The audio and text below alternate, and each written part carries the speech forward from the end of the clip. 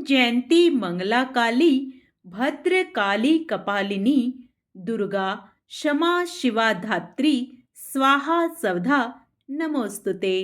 आप सभी भक्तों का मेरे YouTube चैनल भक्ति सागर में पुनः स्वागत है। माँ दुर्गा अपनी असीम कृपा आप सभी पर सदा सर्वदा बनाए रखें।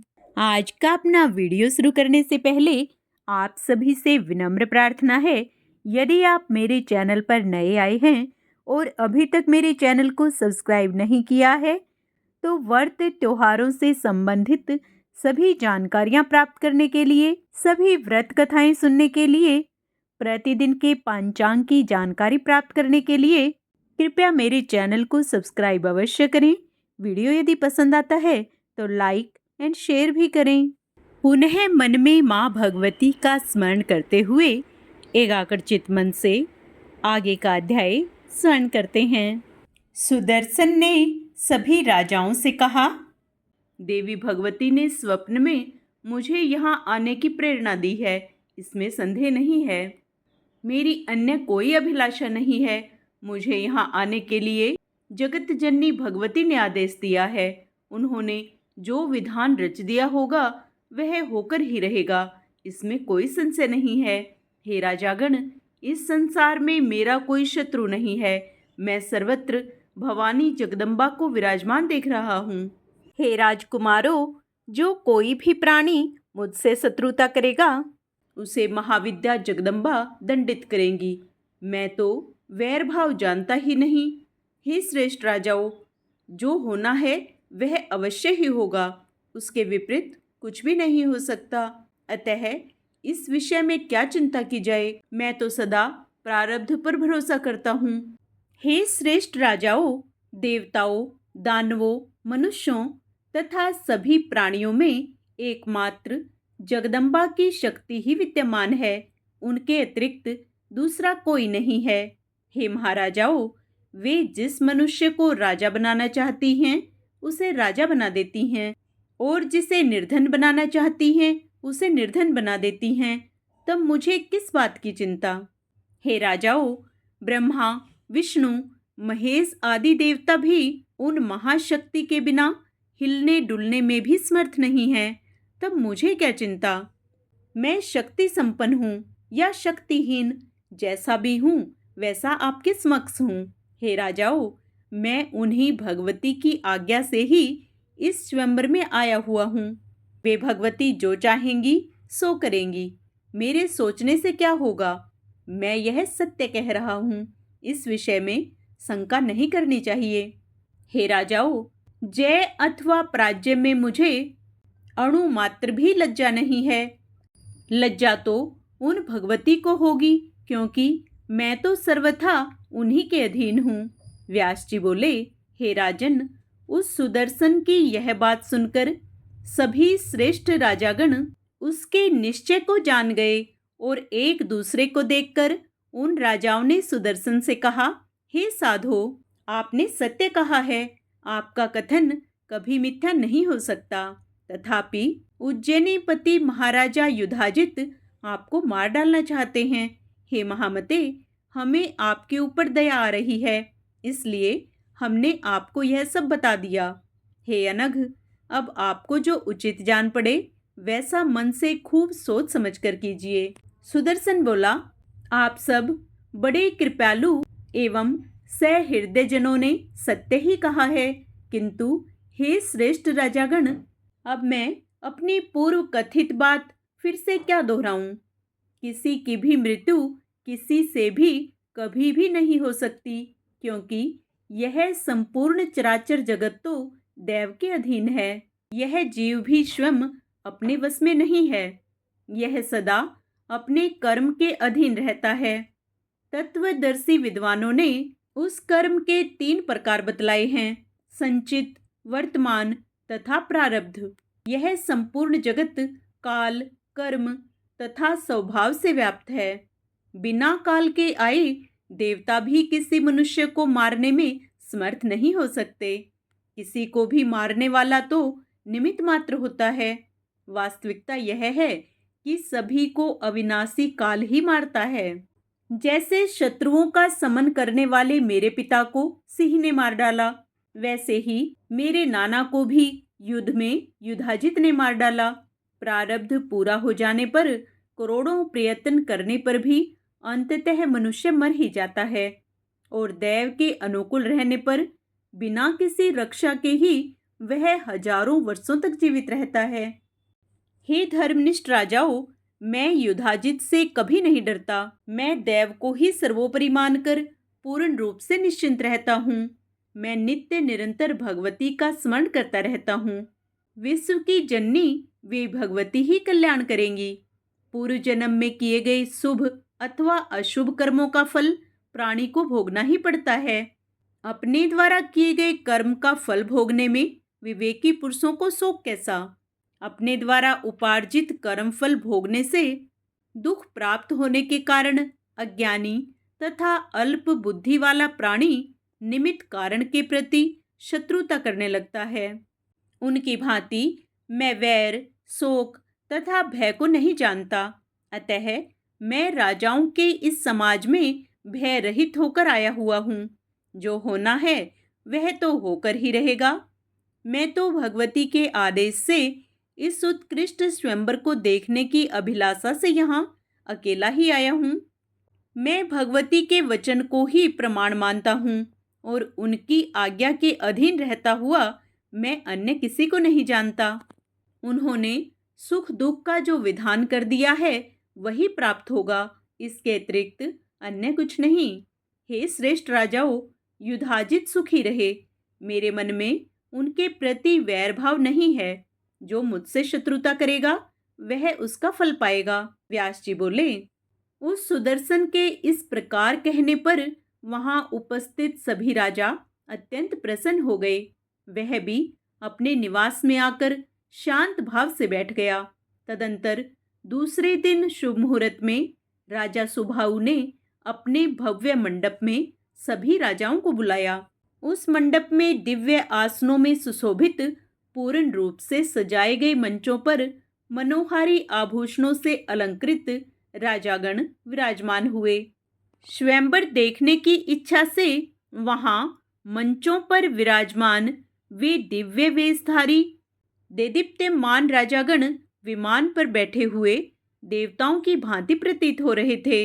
सभी राजा इस बात के लिए बहुत चिंतित थे कि वह राजकुमारी कब आएगी और किस पुण्यवान तथा भाग्यशाली श्रेष्ठ नरेश का वरण करेगी। संयोगवश यदि राजकुमारी ने सुदर्शन के गले में माला डाल दी तो राजाओं में परस्पर कलह होने लगेगा, इसमें संदेह नहीं है। मंचों पर विराजमान राजा ऐसा सोच ही रहे थे, तभी राजा सुबाहु के भवन में वाद्यों की ध्वनि होने लगी।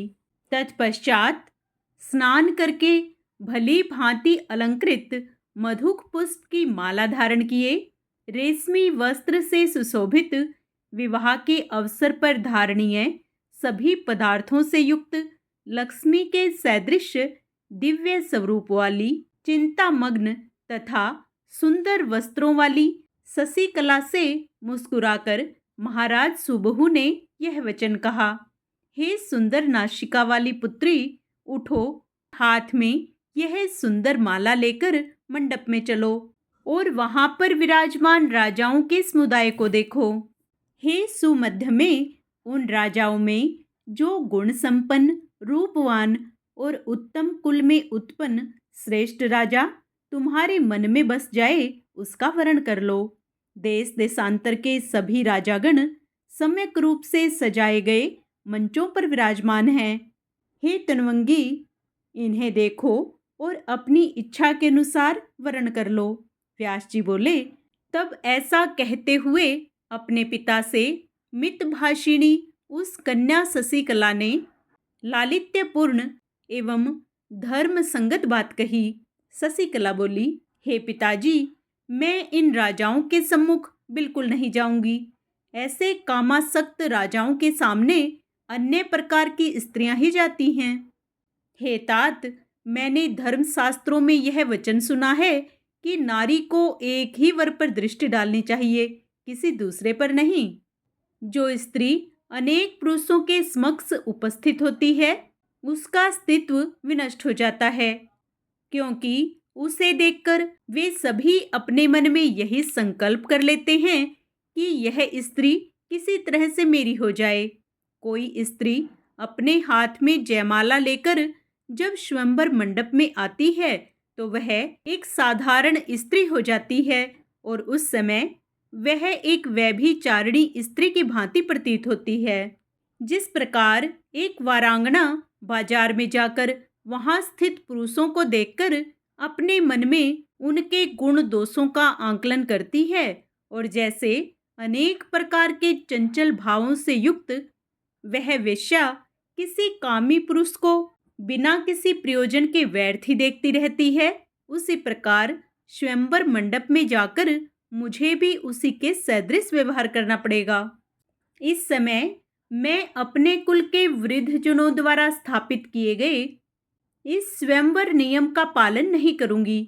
मैं अपने संकल्प पर अटल रहती हुई पत्नी व्रत धर्म का पूर्ण रूप से आचरण करूंगी।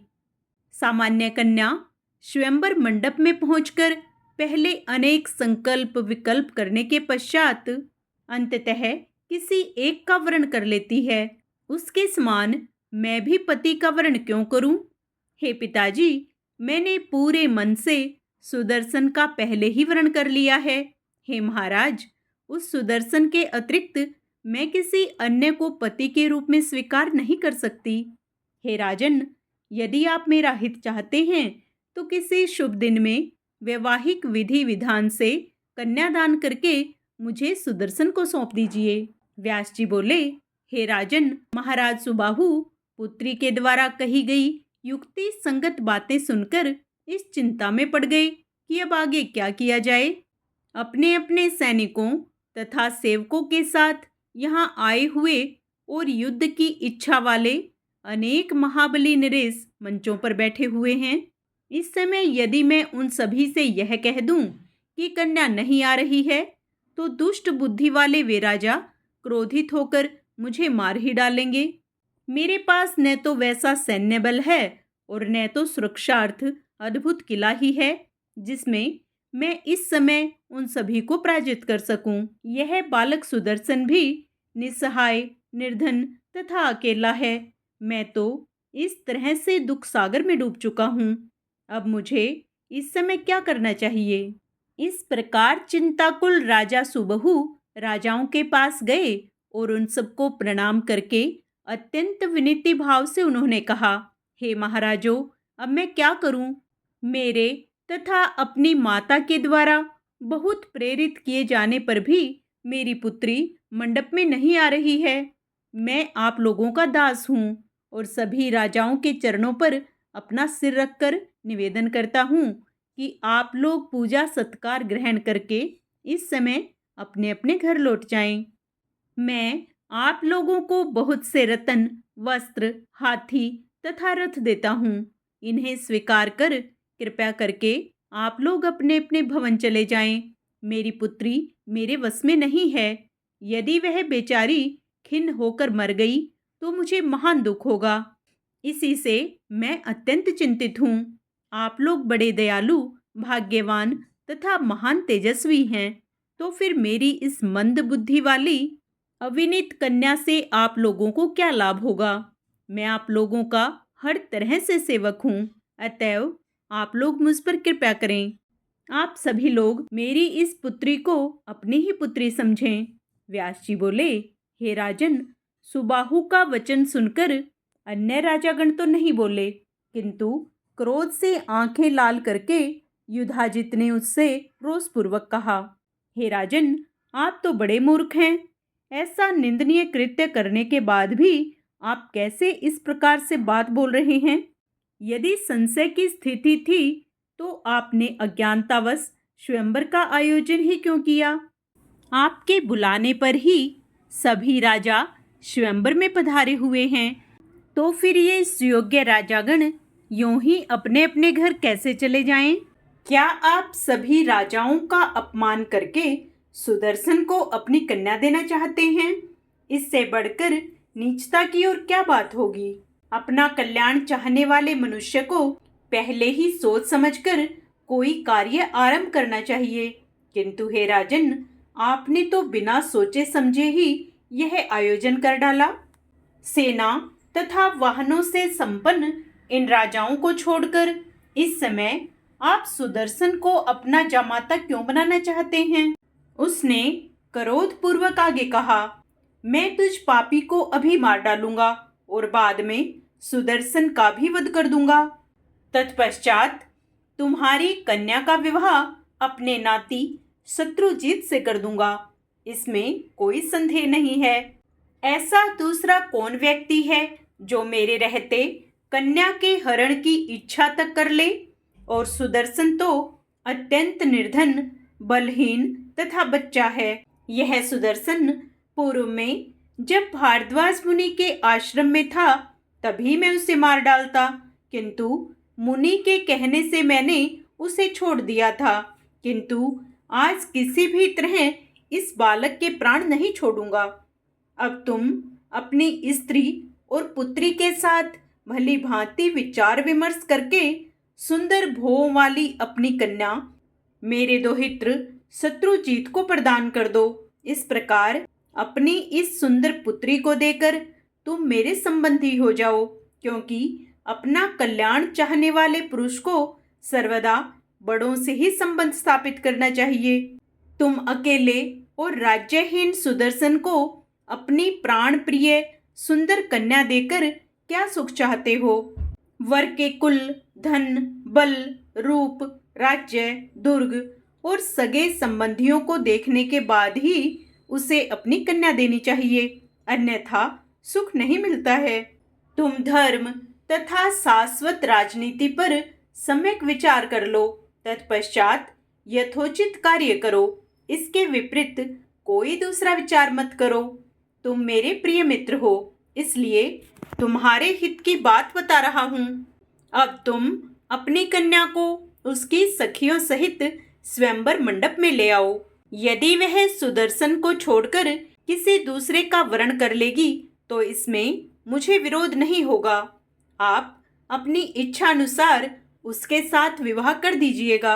हे राजेंद्र, अन्य सभी नरेश कुलीन, शक्तिशाली एवं हर तरह से समान हैं, अतः यदि इनमें से किसी को भी वह कन्या चुन लेती है तो विरोध ही क्या है?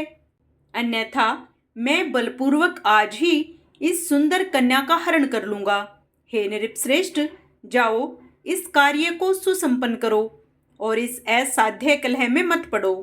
व्यास जी बोले, उस समय युधाजित का यह आदेश पाकर सुबाहु शोकाकुल हो उठे और दीर्घ श्वास लेते हुए महल में जाकर दुखित हो अपनी पत्नी से कहने लगे, हे सुधर्मज्ञ, हे सुनैने, अब पुत्री से कहो, स्वयंवर सभा में इस समय घोर कलह उपस्थित हो जाने पर मुझे क्या करना चाहिए?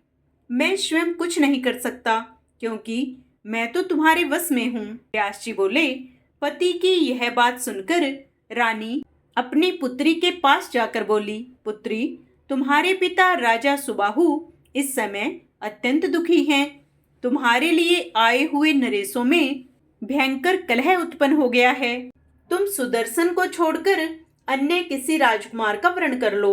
हे वत्से, यदि तुम हट करके सुदर्शन का ही वरण करोगी तो सैन्य बलयुक्त, प्रतापी तथा बलशाली वह युधाजित तुमको, सुदर्शन को और हम लोगों को मार डालेगा। तत्पश्चात कलह हो जाने पर कोई दूसरा ही तुम्हारा पति होगा। अतः हे मृगलोचने, यदि तुम मेरा और अपना हित चाहती हो तो सुदर्शन को छोड़कर किसी अन्य श्रेष्ठ राजा का वरण कर लो। आगे का अध्याय हम अपने कल के वीडियो में करेंगे। पूर्ण पुण्य लाभ प्राप्त करने के लिए आप उसे भी अवश्य श्रवण करें। आइए अब माँ भगवती की प्रसन्नता प्राप्त करने के लिए माँ दुर्गा की आरती करें। अम्बे तू है जगदम्बे काली, जय दुर्गे खप्पर वाली, जय दुर्गे खप्पर वाली, तेरे ही गुण गावे भारती। ओ मैया हम सब उतारे तेरी आरती। तेरे भक्त जनों पर माता पीर पड़ी है भारी, पीर पड़ी है भारी। दानव दल पर टूट पड़ो माँ करके सिंह सवारी, माँ करके सिंह सवारी। सौ सिंहों से भी बलशाली है अष्टभुजाओं वाली, दुष्टों को तू ही ललकारती। ओ मैया हम सब उतारे तेरी आरती। माँ और बेटे का इस जग में बड़ा ही निर्मल नाता, बड़ा ही निर्मल नाता। पूत कुपूत सुने हैं पर ना माता सुनी कुमाता, ना माता सुनी कुमाता। सब पे करुणा दर्शाने वाली, अमृत बरसाने वाली, दुखियों के दुखड़े निवारती। ओ मैया हम सब उतारे तेरी आरती। नहीं मांगते धन और दौलत, ना चांदी ना सोना, ना चांदी ना सोना। हम तो मांगे तेरे चरणों में एक छोटा सा कोना, एक छोटा सा कोना। सबकी बिगड़ी बनाने वाली, लाज बचाने वाली, सतियों के सत को संवारती। ओ मैया हम सब उतारे तेरी आरती।